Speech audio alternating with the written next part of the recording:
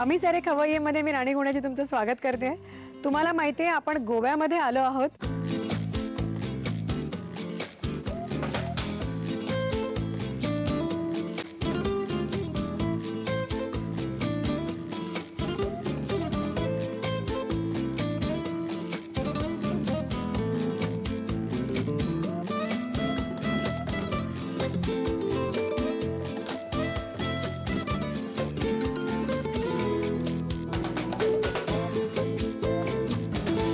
गोव्यामध्ये आपण डिचोली या गावात आलोय, ज्याला इंग्रजीमध्ये बिचोलीम असं म्हटलं जातं. या अतिशय सुंदर अशा गावामध्ये मी आले आणि आत्ता आपण एका जावांच्या घरी जाणार आहोत. जाऊबाई अशी जोडी आपली आहे, त्यांच्या घरी आपण जाणार आहोत आणि त्यांच्याशी गप्पा मारणार आहोत. अगदी ऑथेंटिक गोवन, ऑथेंटिक म्हणजे अगदी पारंपरिक गोव्यामध्ये काय शिजलं जातं, सारस्वतांच्या घरामध्ये कुठच्या प्रकारची आमटी असते, कुठच्या प्रकारचं सुकं असतं, हे सगळं आपण बघणारच आहोत, शिकणारच आहोत. पण त्याचबरोबर त्यांच्या घरच्यांशी सुद्धा गप्पा मारणार आहोत. तर पटकन त्यांच्या घरी जाऊया आणि भेटूया त्यांना. आपली ही जावाजावांची जोडी आहे पुष्पा सरदेसाई आणि श्यामा सरदेसाई. दोघींचंही कार्यक्रमामध्ये स्वागत. आणि एक टीचर आहेत ना? हो. आणि तुम्ही हाऊसवाईफ. पण नुसत्या घरी बसून नाही आहे, त्या काहीतरी उद्योग करतात ना? काय करतात तुम्ही? खूप सुंदर एक पुस्तक लिहिलं ना? काय नाव आहे पुस्तकाचं? Traditional taste of Goa. Traditional taste of Goa. Taste of Goa. क्या बात आहे. आणि खूप सुंदर पुस्तक आहे, कारण मी बघितलं ते पुस्तक. मला त्यांनी आल्या स्वागत पुस्तकाचं गिफ्ट करून केलं. अतिशय सुंदर आणि अतिशय उपयोगी असं हे पुस्तक आहे. आणि तुम्ही बाकी काय करता? छडी घेऊन सटासट मुलांना? कधीच नाही. मी लाडक्या काय सब्जेक्ट? हिंदी. हिंदी आणि 40 हिंदी आणि मराठी दोन्ही शिकवलं मी. आणि 40 वर्ष शिकून सुद्धा मी कधीही मुलांवर रागवले नाही, छडीचा उपयोग मुळीच केला नाही आणि शिक्षणही नाही केलं.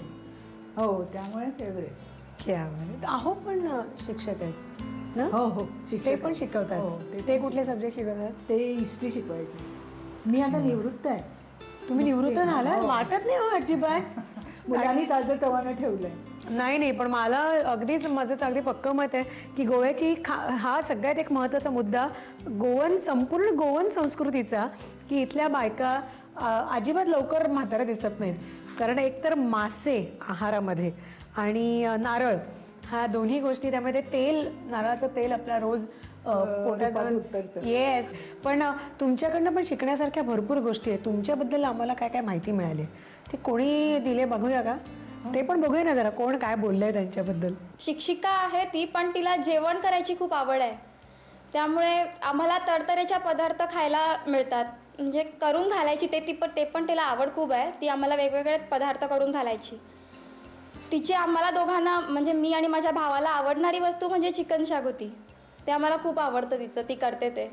आणि असं खूप, म्हणजे एकदा मी कॉलेजमधून घरी येत होते आणि मला एकदम इच्छा झाली की आज साबुदाण्याचे वडे खायचे आहेत म्हणून.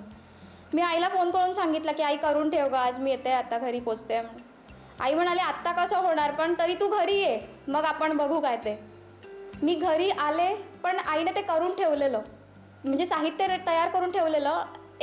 मी घरी येऊन फ्रेश होईपर्यंत आईने मला करून दिले. पण तुम्ही दोघींच्याही लाडक्या आहेत. जशा मुलीची लाडकी टीचर पण आहे आणि आई तर आहेच. आणि तसंच तुम्ही सुनेला पण जिंकून घेतलं. हा.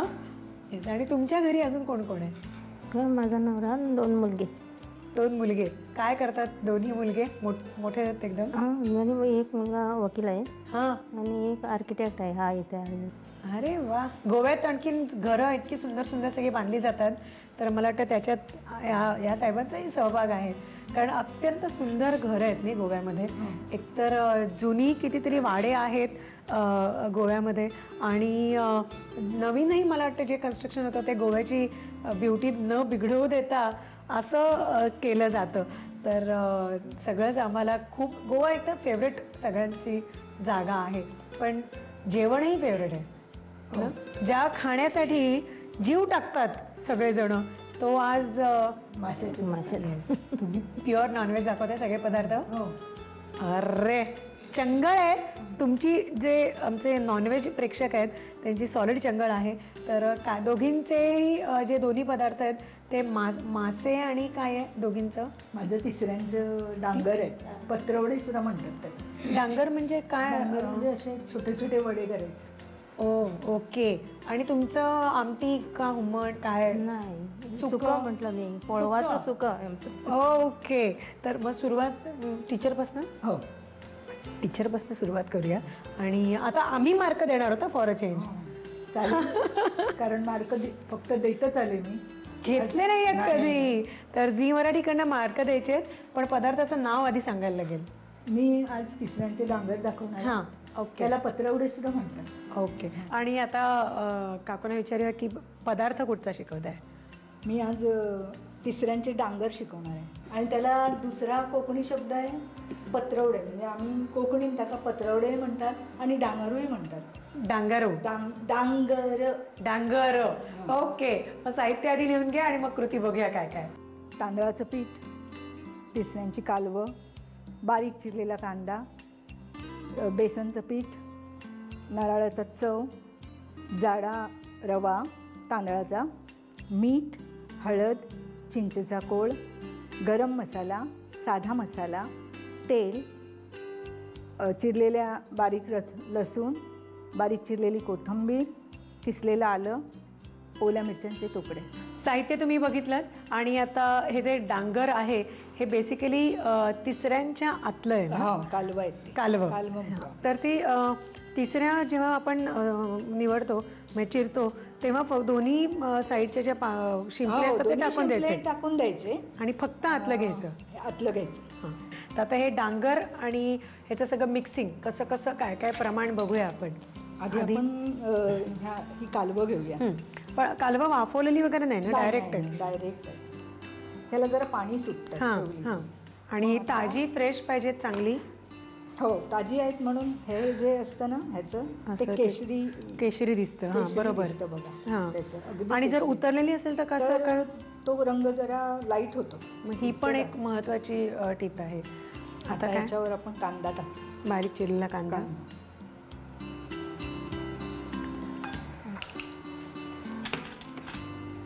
आता नारळाचं चव.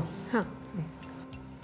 नारळ सगळ्या डिशेस मध्ये पाहिजे ना? कारण ते मुख्य पीक आहे. येस. आणि आता आपण लसूण थोडीशी. लसूण बारीक चिरलेला लसूण आहे.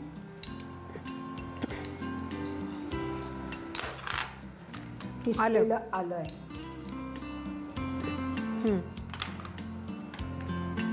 ओल्या मिरच्या बारीक चिरलेल्या, थोडीशी हळद.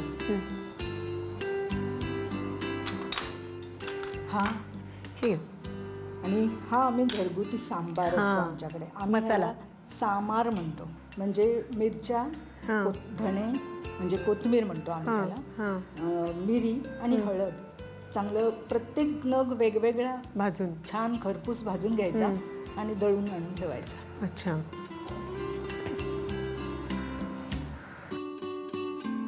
आता आपण थोडासा गरम मसाला. कोथिंबीर.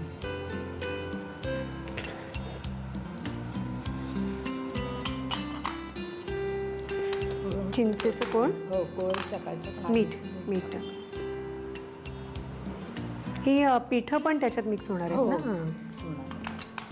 पण आधी हे मिश्रण जरा चुरडून घ्यायचं. अच्छा. आणि मग ती पिठं टाकायची. बरं. म्हणजे याला जेवढी गरज असेल तेवढंच. पाणी आपणच सुटतं, मग तेवढं पाणी घालावं लागत नाही. बरोबर. नाहीतर पाण्याचं प्रमाण थोडंसं चुकतं. आता आपण हे सगळं चुरडून घेऊया. आपण हे जे सगळे जिन्नस घातले ते आता सगळे मिक्स करतोय. पण काकू तुम्ही ॲज अ टीचर एवढी वर्ष सर्व्हिस केली, त्याच्या खूप छान छान आठवणी आहेत ना? हो, चिक्कार. पण तुमच्या अहोंच्या पण काही आठवणी आहेत आणि त्या गमतीशीर आहेत. तर ती अहोंची काय आठवणी ऐकूया ना. गेली 40 वर्ष आम्ही श्री शांतादुर्गा हायस्कूलमध्ये शिकवलं दोघांनी. आणि मी हिस्ट्री शिकवायचो आणि ती हिंदी. तर मुलामध्ये आमची जोडी लोकप्रिय, त्याच्यामुळे मुलं आम्हाला ही म्हणायची. आता हे ही काय असा प्रश्न पडायचा आम्हाला. एकदा परीक्षा होती आणि आधी पेपर होता हिस्ट्रीचा आणि नंतर होता हिंदीचा. तर मी जात होतो आणि मुलांना कोणीतरी विचारलं की आज कसला पेपर तुमचा. तर मुलं म्हणाली ही. अरे ही म्हटल्यानंतर माझ्या लक्षात आलं की हा आम्हाला ही म्हणतात ते हिंदी आणि हिस्ट्री याच्यावरनं ती हिंदी ही असं म्हणजे लाडीकपणेच पण त्यांना आवडत होतं ते म्हणायला. जबरदस्त असा हा किस्सा आहे, कारण आणि प्रत्येकाचे शाळेतले असे गमतीदार भरपूर किस्से असतात. हो, हो. आणि हे खूपच मस्त नाव आहे. हो ही तर आता हे पण मिक्स झालेलं आहे. आता डाळीचं पीठ आणि तांदूळचं थोडं- पीठ. परत थोडंसं तांदूळ आधी बेसन आधी बेसन घालू.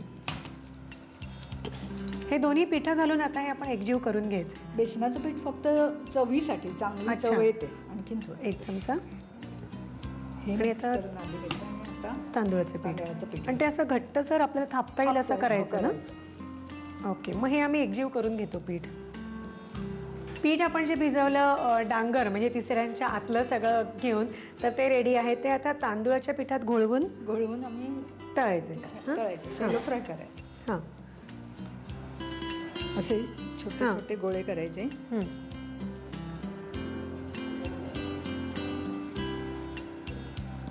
हे बघ, असं हं. झालं ना. हं. असंच करायचं. हं. एक एक लावत जाऊया ना. हवं एक एक लावा. ओके.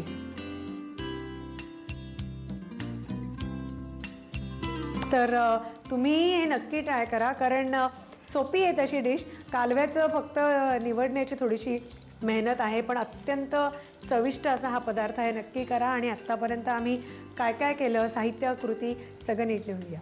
तिसऱ्याचं डांगर बनवण्यासाठी लागणारं साहित्य: तांदळाचं पीठ, तिसऱ्याची कालवं, बारीक चिरलेला कांदा, बेसन, ओलं खोबरं, तांदळाचा जाड रवा, मीठ, हळद, चिंचेचा कोळ, गरम मसाला, सारस्वती सांबार मसाला, तेल, बारीक चिरलेला लसूण, बारीक चिरलेली कोथिंबीर, आल्याचा किस आणि हिरव्या मिरच्यांचे तुकडे. कृती: सुक्या मिरच्या, धणे, मिरी आणि हळद वेगवेगळं भाजून हे मिश्रण एकत्र वाटून सांबार मसाला तयार करावा. तिसऱ्या साफ करून घ्याव्यात. एका बाउलमध्ये ही कालवं घेऊन त्यामध्ये बारीक चिरलेला कांदा, ओलं खोबरं, बारीक चिरलेला लसूण, आल्याचा किस, हिरव्या मिरच्यांचे तुकडे, हळद, सारस्वती सांबार मसाला, गरम मसाला, कोथिंबीर, चिंचेचा कोळ आणि मीठ घालून मिश्रण एकजीव करून घ्यावं. त्यामध्ये तांदळाचं पीठ आणि बेसन एकजीव करून या मिश्रणाचे चपटे वडे थापावेत आणि तांदळाच्या पिठात घोळवून शॅलो फ्राय करावेत.